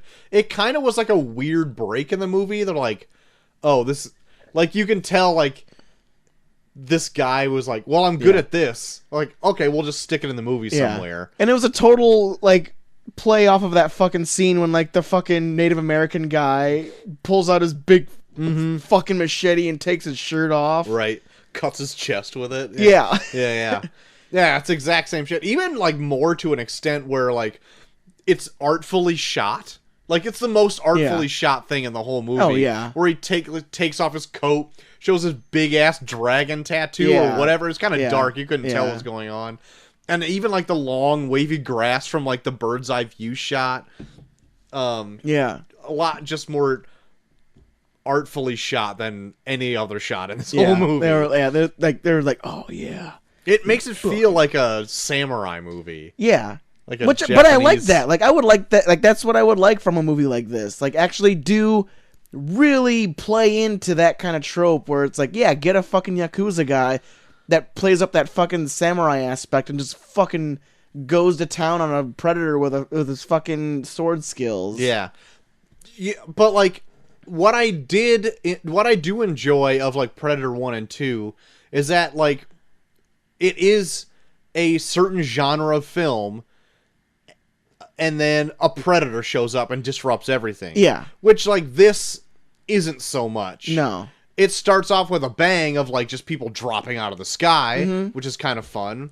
But like it would be cool if you were to like make a Predator movie like not set in the current time and like go back to another period. Yeah. Where it's like, just for instance, like go back to like feudal Japan. Yeah. Well, Predator 3 was supposed to take place with like pirates and shit. Right. And well, it never happened. I don't know. Maybe that probably is really expensive to do all that type of shit. But like if they could do that, I don't know how well it would go off. Yeah. But I think it would be kind of fun. Yeah, I think it would be fun too. Because like I was reading in some of the trivia that like even in this it shows like skulls of like Neanderthal people. Oh yeah. In that little predator camp. Yeah. Where it shows like human skull and like a prehistoric human skull. Oh shit. And so like they've been going back several thousand years to like face the Earth's like toughest fighters or whatever like that. So that'd be cool to see. I mean, I wouldn't want to go back that far. I don't know if it'd be that interesting for like two non-English speaking characters for me to like do all that stuff. And I like the one thing that I do like about this that I like more than the Predator is that they do really play into that the predators in this are like big game hunters where they like live for the sport of hunting and fighting like superior beings, right? Be it humans or what have you, because like once they get put into situations where it's like one-on-one, they like looks like they're fighting back a boner where it's like I'm about ready to fucking sword fight a Yakuza? Fuck yeah! Like it just seems like super into it. Like, oh fuck yeah, let's do this shit. Yeah. And that's like one of the weirdest, I don't know, that's like one of the weirdest things about the whole Predator thing to me. Is that like I like that they like a fair fight, but then when it comes down to it, they're like, I'm just gonna nuke you. Fuck you. Yeah, but I mean, if you were put in that situation, you'd probably do the exact same thing. Yeah, I know. Where it'd be like, yeah, I want to have a fucking fair fight, and then there's sometimes you're just like, fuck this guy. So it's weird, but the only other note that I have is that, and I forgot about it until I looked it up, is that when this movie ends, then the title card hits and plays that Little Richard song. Yeah, that was from Predator. And I would totally forgot about that. And I was thinking, it's like, this has to be a callback to something. Yep, it's the song they listen to when they're on the helicopter. Yeah, and so I was like, oh. I didn't hate it so much after it started. Yeah. But I was like, this is a very odd song to play at the end title credits. Oh, this is definitely a movie that, like, that's the thing that also rubbed me the wrong way about this, is that this is one of those movies where it's like Predator's the only one that did it right. Everything else is fucking bullshit. Well, is it really wrong to think that? Because I didn't like Predator 2 all that much. I know, but like I don't know. There's still aspects of Predator 2 that I like, but this one goes out of its way to just be like, fuck everything else, Predator. Predator was good, and we're the best. I'm like, man, okay. I'm not gonna disagree with that. Like, and especially like nowadays where there's so many movies that are doing that now. Like Halloween is coming out that's gonna do that. Yeah. And yeah, like everything else, like, okay, yeah, sure. But this one is just, if you're gonna make a movie like that, don't be like so fucking like thirsty for Predator at the same time where you're just like, oh man, we need to remind everyone about the fucking plot of Predator almost. Like that one chick, she pretty much explains the entire plot of Predator where you're like, okay, we get it. You fucking love Predator. Yeah. Yeah. Like you're not wrong. This movie wants to fuck Predator, the movie Predator. Because they have so much shit in there that's just all about Predator where you're like, okay, we get it. You love Predator. Make your own Predator movie. Don't be so fucking thirsty for Predator. You know what'd be cool to see? Because now that Adrian Brody, Royce, and Isabel didn't end up making it off that planet. Yeah. How they can be warped for all these new drop-ins. Yeah. And see how they would handle all that stuff. I would like to see, like, a continuance of that. Yeah. Because they could easily turn into Lawrence Fishburne.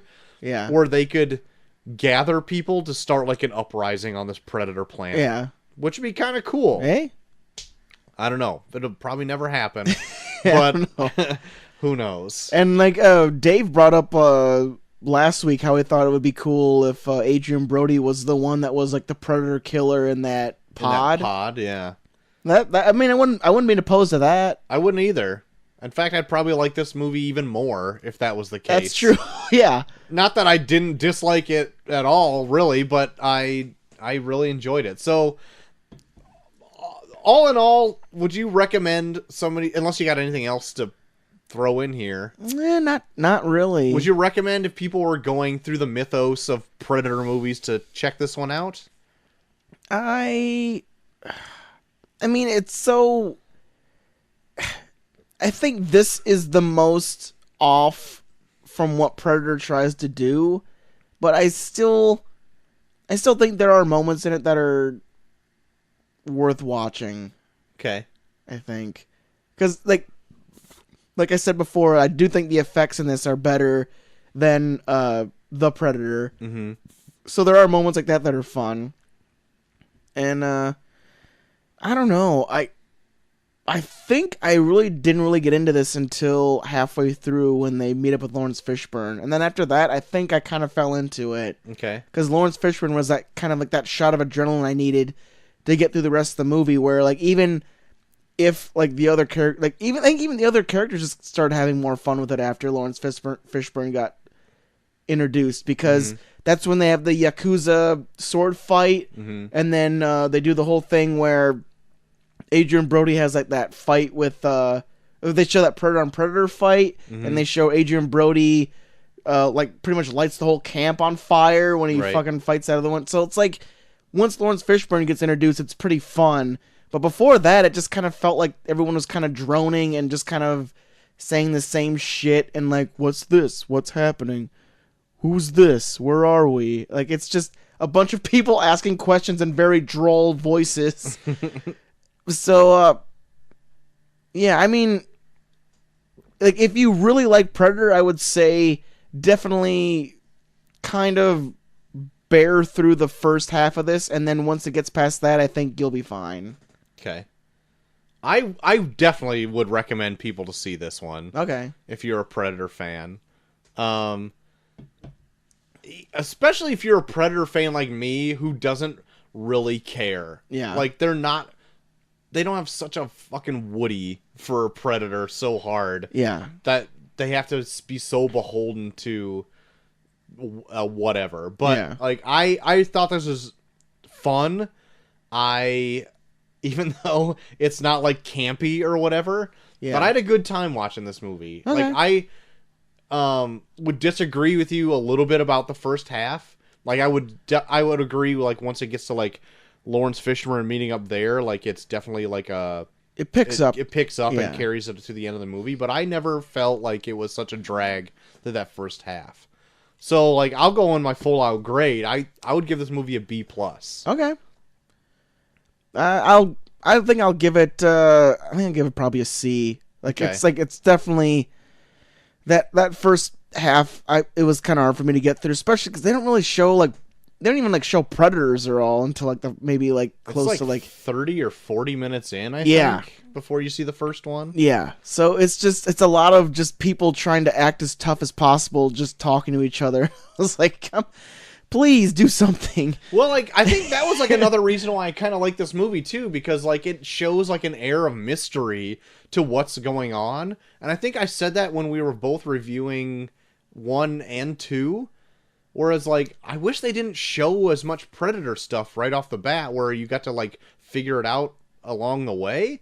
Because they show an alien ship crashing the first scene of the movie. That's true. In both of them. Yeah. And then they kind of just, willy-nilly show the Predator full on, in a very strange reveal in the first one. But I don't need them to show me the Predator. I just want something interesting to be happening before they show the Predator, and I never really got anything interesting. They showed people in different garb. That's about as close as it got to character development. Oh, see, I didn't mind the characters at all, and I thought that first act was a nice build to where they were going. Yeah, I mean, I'm not gonna fault you for liking it. I liked it from Lawrence Fishburne on. It was just that whole beginning part. It felt like they were just kind of treading water until they got to what they wanted to start doing. Right. So I don't know. So I'll give it a C. I mean, check it out if you want. I wasn't into it as much as I was Predator, and I think even Predator 2 more than this. All right. Just because Predator 2 was fucking insane. Yeah, I'm not. Yes, it was. But I think it was almost too insane for me to. It was almost too campy, where I'm just I can't take Predator seriously if a guy in pleated khakis. But I don't think Predator ever took itself that serious. That's the thing. But no, I get that point. But if it's up there with Alien as being a viable threat, to human existence, and Danny Glover is taking one of these out, why should I be scared of Predator? Why should I care at all? Why should you care if Adrian Brody is taking one of them out? But at least Adrian Brody's acting tough and not got a big fucking coat on and a weird gangster hat. Oh, okay, so Danny Glover should have talked like this the whole movie. I mean, he already kind of talks like that, but it's this. I don't know. You know what I'm saying. You're just giving me shit. Well, besides finishing out our run with the Predator month, thank God. Is there anything else you've been into this last week? I watched the movie Action Point with Johnny Knoxville. Yeah? It sucks. Yeah, I heard it sucked when it came out, and I was so disappointed. Really bad. Even the things that you're going to watch it for are very few and far between. He really tries to act in this, and he's not good. Damn. Even Chris Pontius looked like he was drunk and high most of the time filming this. Yeah. Because they try and put him in scenes, and he's just spewing gibberish the whole time. All right. You're yeah, I mean, it was cute when you were in Jackass, but now it's just fucking sad. You're in your mid-40s, and you're just talking about your dick. Oh, boy. Oh, boy. So, yeah, it's... Yeah. All right. I think it's just time for Johnny Knoxville to stop trying. That's too bad. He's a charismatic fella. Yeah, and Bad Grandpa was... I even like Bad Grandpa. I thought it was a fun movie. Uh-huh. This is not like Bad Grandpa at all. Okay. They did a lot more in Bad Grandpa than they did in this. All right. And, it was... Yeah, it sucked. He's just not a good actor. Insufferable, huh? Yeah, it's bad. Do not watch this. Oh, brother. All right. I bet Johnny Knoxville's a really good guy, but I know a lot of good guys that are not good actors. Yeah. All right. Well, that's too bad. Yeah, but me and Molly have also been watching. I brought up earlier Maniac. Yeah. On Netflix with Jonah Hill and Emma Stone. Yeah. In it. It is odd. I would really be curious to see what you thought about it, because it is very... It's different. Like, even, like, in the time that it takes place in, it's like an alternate reality. Like, it's not so much technically advanced as we are, but there's, like, things that are different where... I don't know, like, they do, like, some things where, like, people that don't have as much money, like, they can, make money by, hiring, I think they're called, like, ad pals, where you, like, hire someone to, like, give you money to buy something, and then while you're consuming or taking part in this thing that you paid for, they sit next to you and they read ads. Yeah, so it's like a thing where it's like people that are like awful. Yeah, like people that can't really, if you want to ride the subway and you can't afford it, then you order an ad pal and they come and pay for it for you, and they sit next to you on the subway and they read ads to you. But you pay them? No, they pay. Like if you want to get on the subway, yeah, and you don't have enough money to pay for it, then you request an ad pal, and the ad pal comes and pays for it for you. But while you're on the subway to where you want to go, they're reading ads to you. So like giving like brochures and like reading stuff to you and like all this stuff. Ugh, that sounds insufferable. But no, but they do like some fun stuff with it. Where like one of them was like, could I order one of you to like go to like Colorado? Like it's like New York or something. Like, can I order one of you to go to Colorado? And they're like, I don't know. I'll have to ask my supervisor, but that sounds like fun.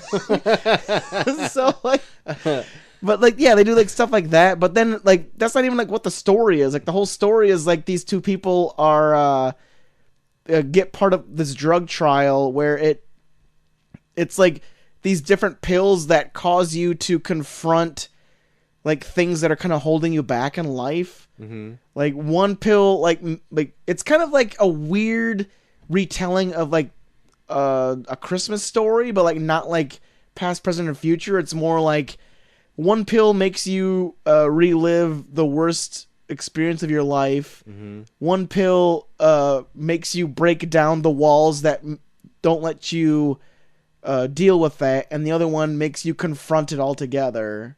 Okay. And it's like you're following Jonah Hill and Emma Stone as they go through this process together. Okay. So it's interesting, and it's all done like in kind of like this weird dreamscape. So it's like everything is like a different scenario. Like there's like times where they're like a couple in the 80s, and there's another one where they're like Emma Stone is like an elf in like a Middle Earth type scenario. Okay. Like it's all over the place. It's really interesting, but it's different. Like you have to really be patient with it sometimes, because they'll put you in a scenario where you have no idea why you're there, and then they'll throw like small subtle hints about their back, like based on their backstory, that kind of like, oh, okay, so that's why they're doing this. How far are you through this? I think me and Molly have like 3 more episodes left. Out of 10. 10. And they're all like maybe 30 to 40 minutes long. Okay. So it's interesting. Like I wouldn't say that it's like in your like super in your face and action packed where you're going to be like on board like episode 1, but I don't know. It's different.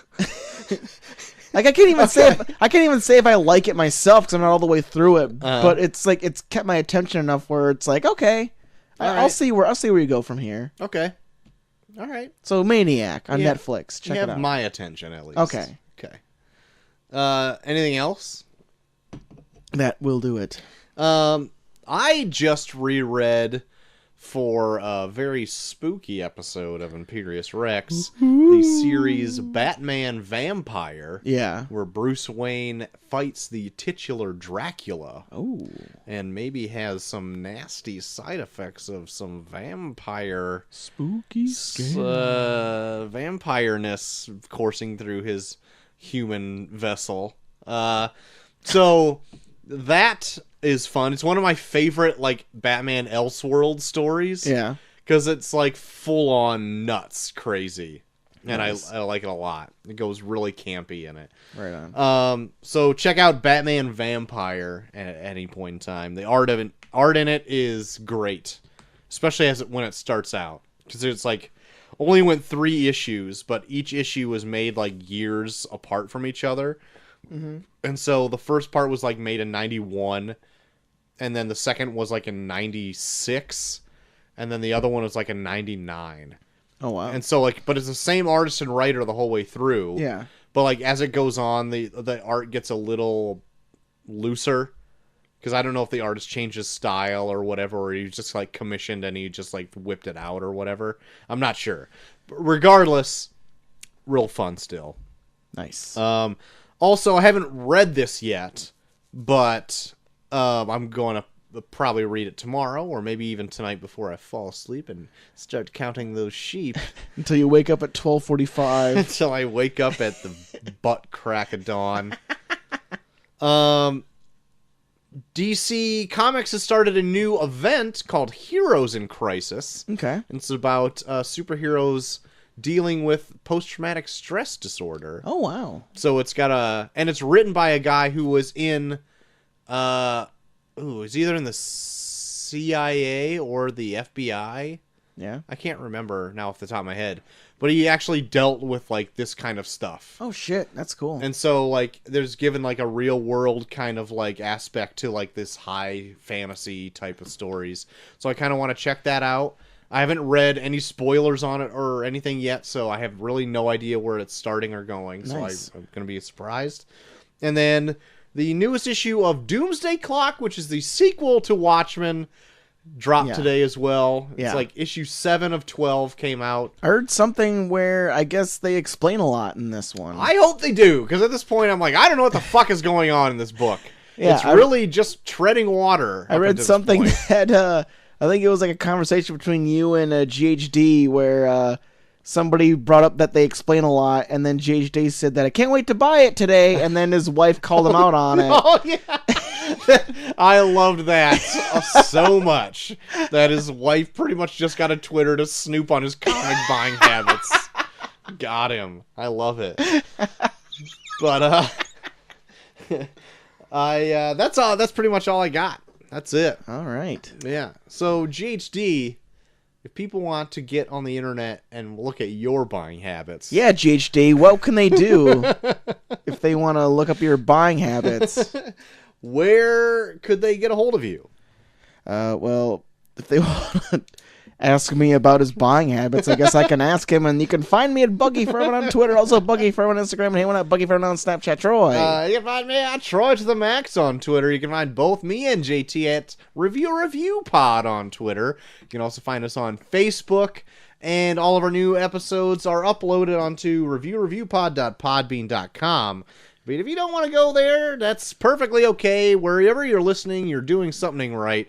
We're on Google Podcasts. You can listen to us on Alexa devices. We're on Spotify, of all places. We're on Apple Podcasts. And while you're there, why don't you give us a rating and review us? Because if you like the show, that helps most other people find the show as well. And if you have something longer to say, you're more welcome to do that on Review Pod. I'm itching to do that mail scream some more. gmail.com. Yeah, we didn't get anything this week, so. Son of a bitch. I know. People are just sick of Predator at this point. So yeah, we've lost so many listeners because of Predator. So yeah, there you have it. Oh, also we're up on YouTube now as well. All our full eps and anything we upload. If we're not going to put anything that's copyright anymore. If we do, it must be less than like 5 seconds. Yeah. Jesus. That it doesn't matter. Lord mercy. Yeah. At this point, YouTube doesn't give us a ton of views, so I'm not really upset if that hits us with a copyright strike so much. Anyway, so that's to you, YouTube. Yeah, you can suck on it. Pieces of shit. That's it. That's the show, JT. Well, for Monday, if everything goes as planned, we are planning on doing a thing that old GHD brought up last week. Yep. While it's still prevalent in the zeitgeist. Yes. We'll be talking about the Nicolas Cage going crazy movie, Mandy. Yes. I already saw it. Troy hasn't seen it yet.